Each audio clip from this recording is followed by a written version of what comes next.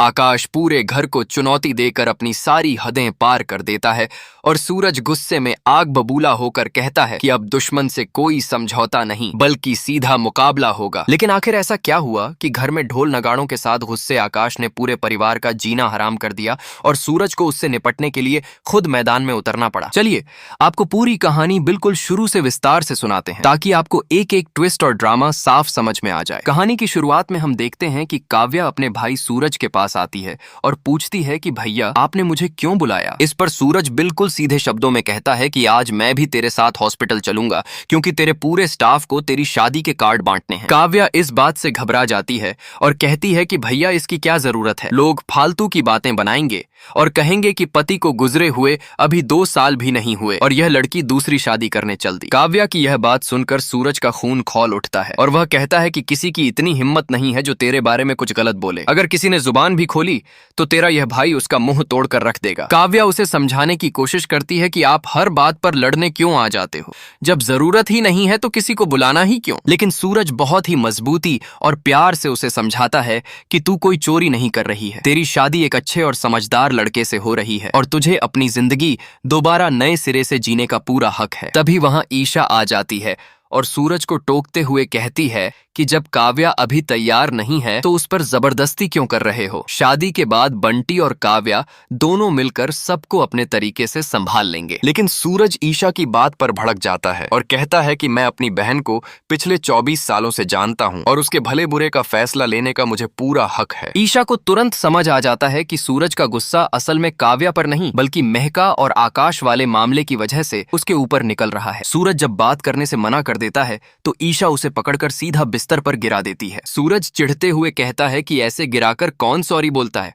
तुम तो एक नंबर की गुंडी हो। इस पर ईशा मुस्कुराते हुए कहती है कि अगर अपने पति को सीधा करना गुंडागर्दी है तो हाँ, मैं आईपीएस गुंडी हूँ। दूसरी तरफ कहानी में एक नया मोड़ आता है जहाँ बंटी और रिया बाहर शादी के कार्ड बांटने निकले हुए हैं। रिया को बहुत तेज भूख लग रही होती है और वह बंटी से मलाई वाले घेवर खिलाने की जिद पकड़ लेती है। बंटी उसे समझाता है कि अभी बहुत सारे रिश्तेदारों के कार्ड बाकी हैं और पहले काम खत्म करना जरूरी है। लेकिन रिया अपनी ही धुन में कहती है कि आज के डिजिटल जमाने में कार्ड कौन बांटता है, फोन पर फोटो भेज देते या कॉल कर देते। वह बंटी को बताती है कि अगर वह साथ नहीं आती तो घर पर सास सारे बर्तन उसी से धुलवाती, इसलिए वह बाहर की हवा खाने और घेवर खाने आ गई। बंटी आखिरकार हार मानकर उसे शुद्ध देसी घी की दुकान पर घेवर खिलाने ले जाता है। तभी रिया की नजर अचानक एक कोने में पड़ती है जहां उसे लगता है कि उसने बंटी और किसी लड़की को बहुत करीब देखा है, जिसे लेकर वह हैरान हो जाती है। हालांकि बंटी उसे बातों में उलझाकर शांत कराने की कोशिश करता है। इधर घर में सूरज पूरी तरह से कानूनी लड़ाई की तैयारी में जुट चुका है। वह वकील से साफ कह देता है कि वह अपनी बच्ची महका को किसी भी कीमत पर आकाश जैसे घटिया इंसान के पास वापस नहीं जाने देगा। ईशा भी उसे भरोसा दिलाती है